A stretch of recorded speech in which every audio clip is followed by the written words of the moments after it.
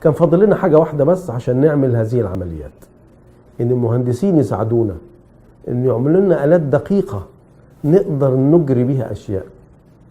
يعني الهندسة الطبية ساعدتنا بشكل كبير، عملت لنا دلوقتي مشارط صغيرة قوي، عملت لنا سوست نقدر نقفل بيها شرايين، عملوا لنا اساطر رفيعة جدا نقدر نخش بيها في ادق الشرايين. ما كانش ده متاح قبل كده.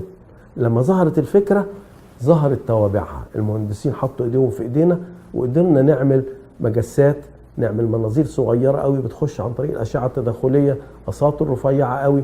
عملوا لنا مواد نلزق بيها، بدل ما ناخد غرزة لا نحقن مادة نقفل بيها بدل الغرزة، مادة زي الصمغ. عملوا لنا كمان مقشطة صغيرة قوي نقدر نقشر بيها حاجات او نفتت بيها حصاوي.